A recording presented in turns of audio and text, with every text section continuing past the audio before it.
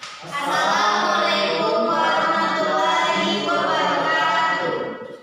Baiklah, di sini kami dari kelompok 5 manajemen sumber daya manusia. Di sini kami ingin mempresentasikan hasil diskusi kami yang telah kami diskusikan sebelumnya. Baik, di sini kami akan memperkenalkan dulu anggota-anggota kami. Yang pertama yaitu saya sendiri, Amin Joseph Prayoga, NPM 1961-2011-05. Saya sebagai moderator sekaligus penyaji.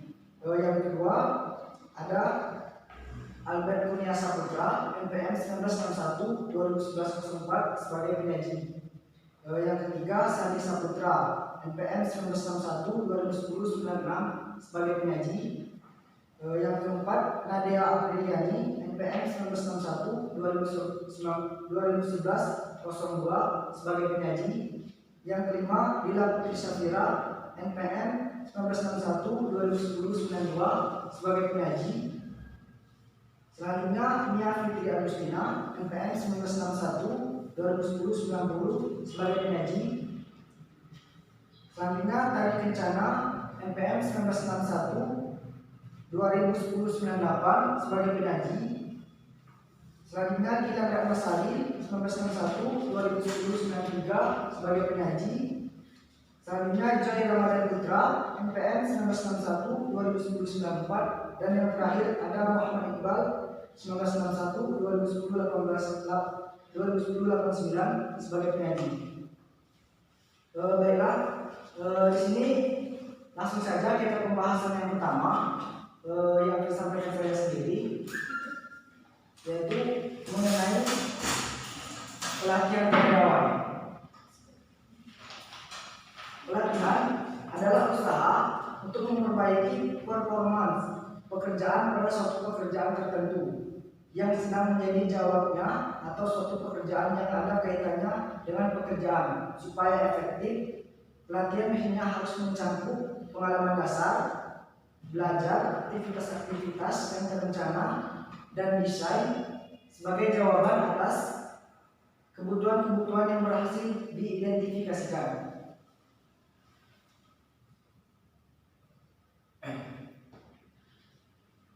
Pelatihan memiliki peran penting dalam menentukan efektivitas, efisiensi perusahaan serta kinerja karyawan. Simamora 2003-349 mengemukakan manfaat pelatihan, yaitu yang pertama, menciptakan sikap, loyalitas, dan kerjasama yang lebih menguntungkan, meningkatkan kuantitas dan kualitas produktivitas. Selanjutnya yang kedua, mengurangi waktu belajar yang diperlukan karyawan agar mencapai standar-standar kinerja yang dapat diterima. Yang ketiga, membantu dalam meningkatkan dan mengembangkan pribadi karyawan. Yang terakhir, memenuhi kebutuhan perencanaan sumber daya manusia. Setiap organisasi mengadakan pelatihan mempunyai alasan tertentu yang mana akan mendidik setiap karyawan atau anggotanya agar menjadi lebih terampil sehingga dapat memberikan keunggulan bagi organisasi dan karyawan tersebut. Selanjutnya mengenai pengembangan karyawan.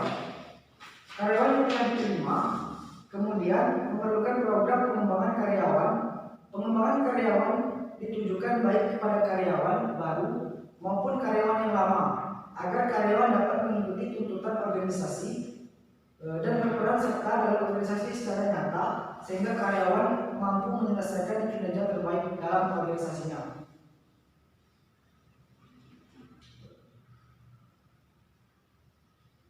Menurut Handoko mengemukakan bahwa pengembangan karyawan dimaksudkan untuk menyiapkan karyawan untuk memegang tanggung jawab pekerjaan di masa yang akan datang.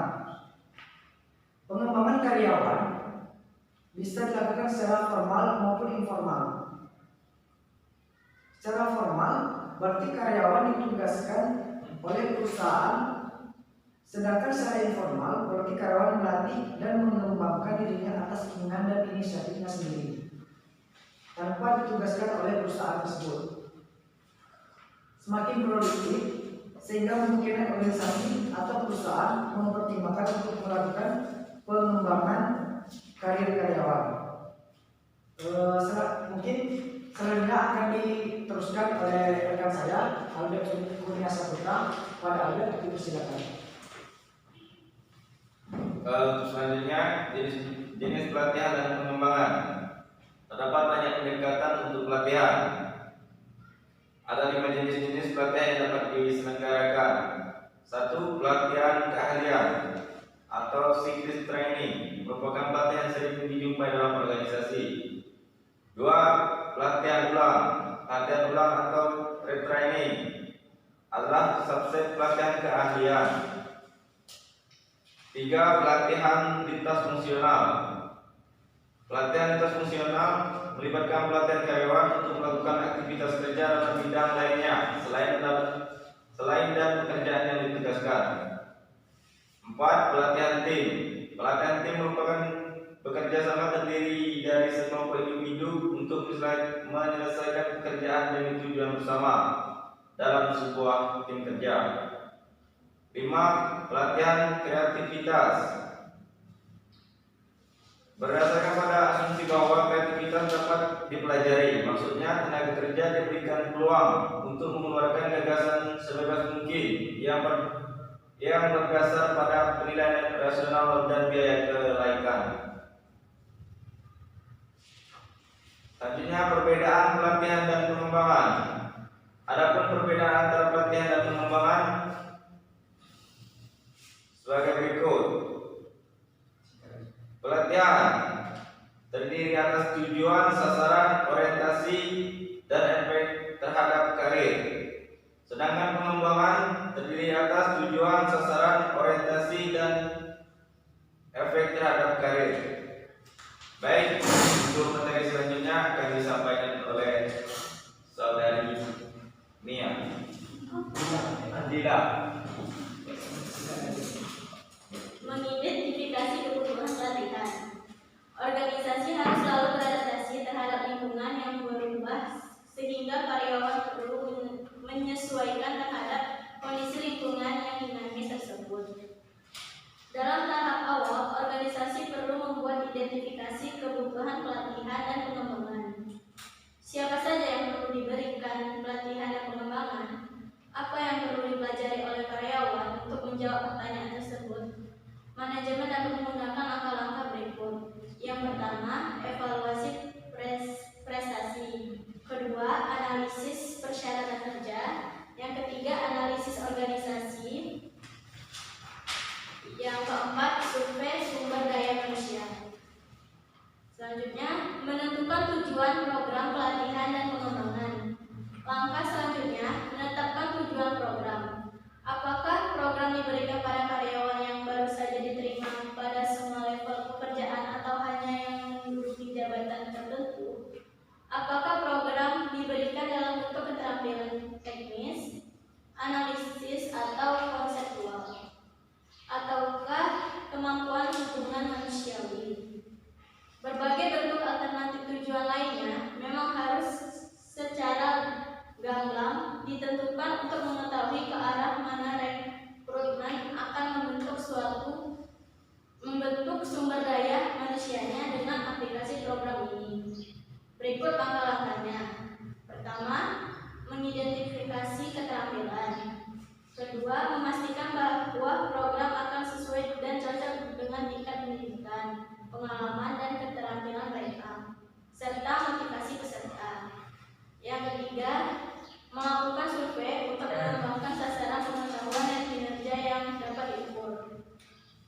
Selanjutnya, merencanakan dan mengembangkan program pelatihan dan pengembangan. Setelah tujuan mengidentifikasi, maka organisasi perlu membuat perencanaan sekaligus mengembangkan program ini. Langkah berikut bisa jadi pedoman. Yang pertama, tujuan instruksional, metode, media, gambaran, dan urutan dari isi, contoh, pelatihan, dan kegiatan. Kedua, pastikan semua bahan seperti naskah, video, buku pedoman, dan buku peserta ditulis dengan jelas dan cocok dengan sasaran program. Terakhir, semua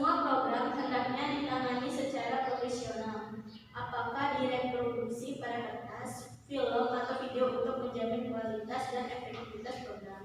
Selanjutnya akan dibacakan oleh saudari Nadia. Baiklah, saya akan melanjutkan materi berikutnya, yaitu implementasi program. Organisasi perlu memotivasi peserta program untuk mendorong keberhasilan mereka dalam melompat karya yang berfokus pada penyajian pengetahuan dan keterampilan. Selain ini, pelatihan. Program pelatihan tersebut disosialisasikan pada peserta dan dibuat representatif untuk revisi final pada hasil akhir untuk memastikan efektivitas program. Program ini biasanya dilakukan dengan dua metode, yaitu on-the-job training dan off-the-job training. Adapun beberapa bentuk pelatihan on-the-job training yaitu adalah yang pertama coaching atau understudy, yang kedua pelatihan magang atau apprenticeship training. Setelah itu off-the-job, bentuk-bentuknya yaitu lektur, presentasi dengan video, vestibule training, bermain peran atau role playing. Yang selanjutnya studi kasus, setelah itu self study dan laboratorium training. Selanjutnya evaluasi dan monitoring program. Nilailah program yang dijalankan menurut yang pertama reaksi, yang kedua belajar, yang ketiga perilaku, dan yang terakhir hasil. Adapun tahap-tahapan pelatihan dan pengembangan lainnya yaitu yang pertama analisis kebutuhan. Analisis kebutuhan dilakukan melalui langkah-langkah. Yang pertama yaitu analisis kebutuhan organisasi, yang kedua analisis kebutuhan tugas, yang ketiga analisis kebutuhan pegawai.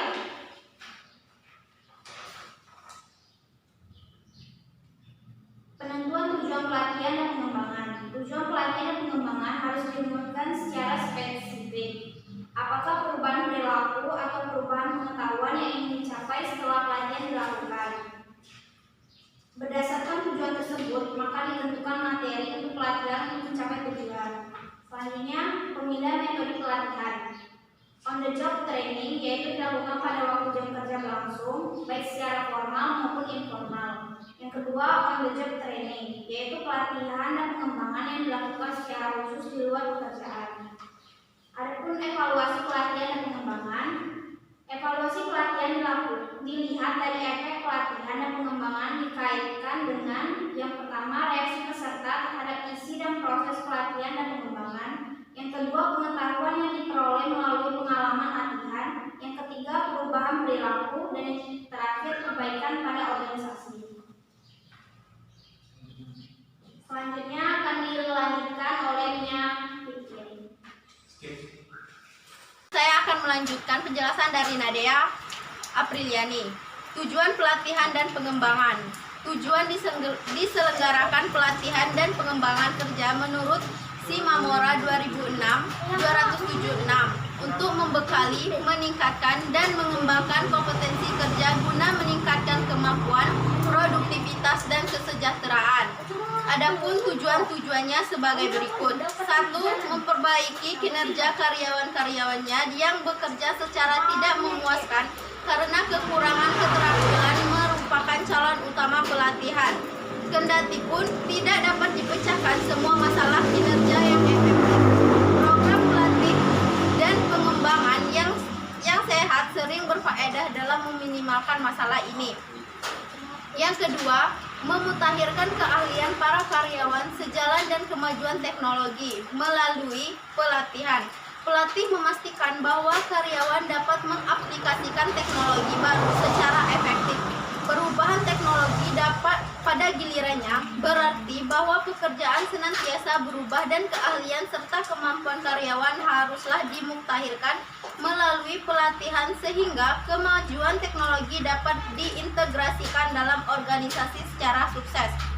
Yang ketiga, mengurangi waktu pembelajaran bagi karyawan baru agar kompeten dalam pekerjaan.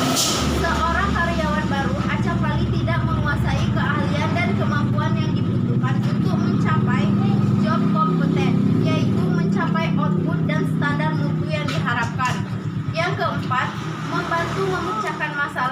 operasional, para manajer harus mencapai tujuan mereka dengan kelangkaan dan kelimpahan sumber daya. Kelangkaan sumber daya finansial dan sumber daya teknologi manusia, human technological resources, dan kelimpahan masalah keuangan manusia dan teknologi. Baiklah, itu saja yang saya jelaskan. Selanjutnya akan dilanjutkan oleh teman saya, Gilang Ratnasari. Wassalamualaikum warahmatullahi wabarakatuh. Baiklah, saya akan melanjutkan materi dari Mia. 5. Mempersiapkan karyawan untuk promosi. Satu cara untuk menarik, menahan, dan memotivasi karyawan adalah melalui program pengembangan karir yang sistematis. Pengembangan kemampuan promosional karyawan konsisten dengan kebijakan sumber daya manusia untuk promosi dari dalam. Pelatihan adalah unsur kunci dalam sistem pengembangan karir. Dengan secara berkesinambungan, mengembangkan dan mempromosikan sumber daya manusia melalui pelatihan, manajer dapat menikmati karyawan yang berbobot, termotivasi, dan memuaskan. 6. Mengorientasikan karyawan terhadap organisasi. Karena alasan inilah beberapa penyelenggara orientasi melakukan upaya bersama dengan tujuan mengorientasikan para karyawan baru terhadap organisasi dan bekerja secara benar. 7. Memenuhi kebutuhan pertumbuhan pribadi. Misalnya, sebagian besar manajer adalah berorientasi pencapaian dan membutuhkan tenaga baru dipekerjakannya. Pelatihan dan pengembangan dapat memainkan peran ganda dengan menyediakan aktivitas-aktivitas yang menghasilkan efektivitas organisasional yang lebih besar dan meningkatkan kebutuhan pribadi bagi semua karyawan. Selanjutnya akan dibacakan oleh Muhammad Iqbal. Manfaat pelatihan dan pengembangan. Pelatihan mempunyai andil besar dalam menentukan efektivitas dan efisiensi organisasi. Beberapa manfaat nyata yang ditanggung dari program pelatihan dan pengembangan adalah meningkatkan kuantitas dan kualitas, mengurangi waktu belajar yang diperlukan karyawan untuk mencapai standar, kinerja yang dapat diterima, membentuk sikap, loyalitas, dan kerjasama yang lebih menguntungkan, memenuhi kebutuhan perencanaan sumber daya manusia, mengurangi frekuensi dan biaya kecelakaan kerja, membantu karyawan dalam peningkatan dan pengembangan pribadi mereka. Manfaat di atas membantu baik individu maupun organisasi. Program pelatihan yang efektif adalah bantuan yang berharga dalam perencanaan karir yang sering dianggap sebagai penyembuh penyakit organisasi. Apabila produktivitas tenaga kerja menurun, banyak manajer berpikir bahwa solusinya adalah pelatihan. Program pelatihan tidak mengobati semua masalah organisasi, meskipun tentu saja program itu berpotensi untuk memperbaiki situasi tertentu, sekiranya program itu dijalankan secara benar dan efektif. Baiklah, materi selanjutnya akan dilanjutkan oleh teman saya, Joy Ramadan. Kelemahan dan pengembangan. Kelemahan pelatihan dan pengembangan. Beberapa kelemahan pelatihan dapat menyebabkan gagalnya sebuah program pelatihan. Suatu pemahaman terhadap masalah potensial ini harus dijelaskan selama pelatihan pada trainer. Kelemahan-kelemahan meliputi pelatihan dan pengembangan dianggap sebagai alat untuk sebuah penyakit organisasi. Partisipan tidak cukup termotivasi untuk memusatkan perhatian dan komitmen mereka. Sebuah teknik dianggap dapat diterapkan semua kelompok dalam semua situasi dengan keberhasilan yang sama. Kinerja partisipan tidak dievaluasi begitu karyawan telah kembali ke pekerjaannya. Informasi biaya manfaat untuk mengevaluasi program pelatihan tidak dikumpulkan. Ketidakadanya atau kurangnya dukungan manajemen. Peran utama atasan tidak diakui. Pelatihan bakal tidak akan pernah cukup kuat untuk menyelesaikan perbaikan kinerja yang dapat diverifikasi. Sedikit atau tidak ada persiapan untuk tindak lanjut.